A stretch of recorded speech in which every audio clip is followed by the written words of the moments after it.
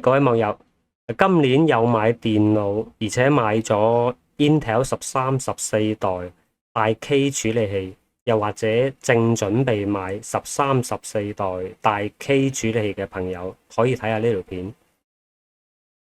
今年 Intel 13、14代嘅縮光事件鬧得沸沸揚揚啊！準確嚟講咧，係136K 以上嘅處理器會因為主機板模型 CPU 供電電壓過高而造成嘅永久性損壞，為之縮光。極客灣已經測試過，就算使用環境係溫度低、電壓高，一樣會死，一樣會縮光。呢張圖咧就係極客灣嘅測試結果嚟嘅，我借用一下。上面嘅 139K 使用環境係高電壓低溫，已經縮光啦。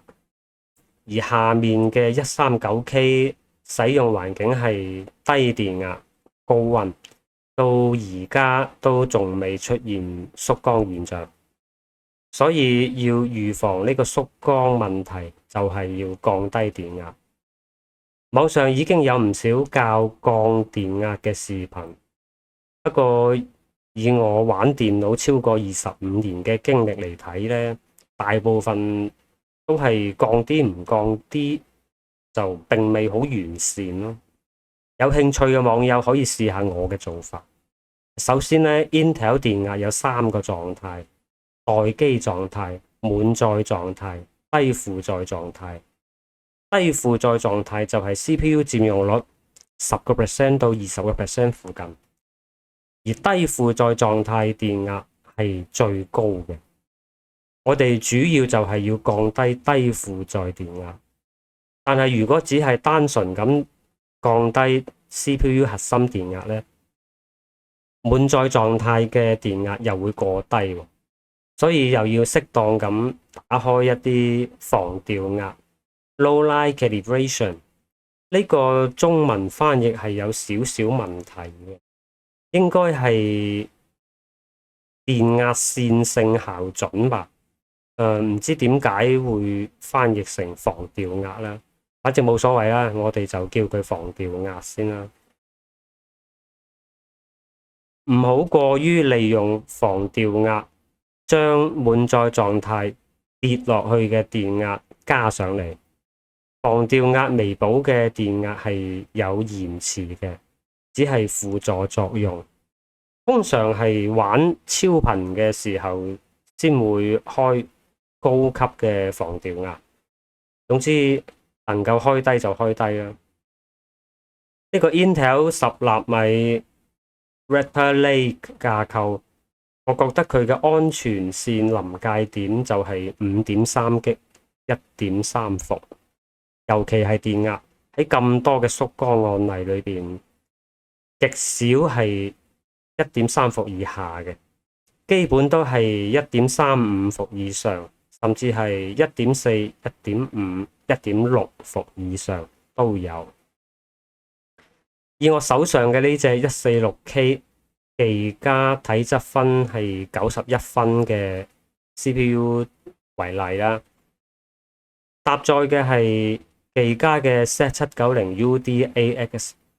默認電壓係滿載時候1.283伏，低負載會飆到1.3伏以上。如果係 B760 版呢，就會更高添，默認都會1.3伏以上噶啦。低負載會去到1.4伏，大大增加縮光機率。所以我係反對大 K 處理器搭配 B760 版嘅。我哋進入 BIOS 啦嚇。我呢塊係技嘉主板，其他牌子咧都係大同小異嘅啫，差唔多，差別唔會好大。咁我呢隻咧就係 146K 啦，咁攞呢隻做例子啦。咁進入 BIOS 之後咧，就選擇呢個 Advanced 進階模式啊。咁然之後咧睇下啦，以我呢隻 146K 咧。佢呢個體質分呢，就係91分度啦，做例子啦。咁呢，就首先咧就進入呢個 Advanced CPU Setting 進階處理器設置，就將兩個 TVB 關咗佢，選 Disable， 然之後兩個 SAP 都係關咗佢，選 Disable， 跟住落去下邊 AVX Setting， 選擇 User Define， 即係用戶自定義，佢默認係 Auto 嘅。咁啊選咗 User Define 之後咧，下邊個 AVX Offset 咧就標咗出嚟嘅。咁咧你就揀嗰個零，將佢設為零。設咗零之後咧，你隻 CPU 滿載嘅時候咧，佢都不會降頻嘅。OK， 咁啊退翻出嚟，跟住到下邊呢個 Record Voltage Mode 呢個電壓模式啊，電壓模式咧佢默認係 Auto 嘅。咁而家我哋揀呢個 Adaptive 自適應，中文應該係自適應模式係。咁呢個自適應模式之後咧，就個系統會根據隻 CPU 嘅唔同嘅使用率咧，佢就會自動調節個電壓高低嘅，佢就唔會固定喺一個值裏邊。然之後咧，到呢個 Internal CPU Record Offset， 中文係叫做電壓偏移啊，係 CPU 嘅電壓偏移。咁呢個電壓偏移咧，佢負幾多咧？佢整體嘅 CPU 嘅供電咧就會降幾多嘅。咁以我呢隻91分體質分嘅 146K 做例子啦，我係首先咧就將佢 set 到負0.1開始嘅。咁咧設咗負0.1開始之後咧，就測試下佢，過測之後咧再下降，直到出現不穩定為止。我呢隻 U 咧就 set 到負0.15就出現不穩定啦。咁咧喺負0.14裏邊咧就好穩定咁過測、玩遊戲、工作都係一個好穩定嘅電壓偏移。咁我喺個負0.14基礎上再加呢個0.01，就定義為一個長期使用嘅電壓偏移。咁我而家就係負0.13嘅次。然之後咧，到下邊呢個 CPU Range Voltage Offset， 嘅意思就係環形總線電壓補償係。咁呢個環形總線電壓補償咧，嗰個偏移嘅值咧，同樣係負0.13。呢個值咧，同埋呢個 CPU 嘅值係要一樣嘅。上邊呢個 CPU Record 降幾多，下邊呢個 Voltage 同樣都係要降幾多嘅。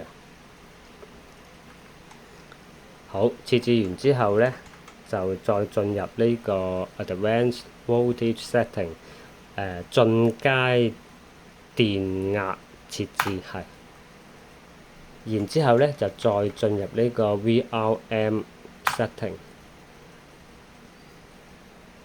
然之後咧，就係你哋要睇呢個 Record Load Line Calibration，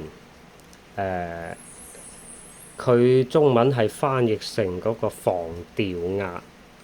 咁我覺得就好似其實呢個翻譯好似有啲問題嘅，有啲誤導性。佢呢度係 Load Line Calibration 咧，就係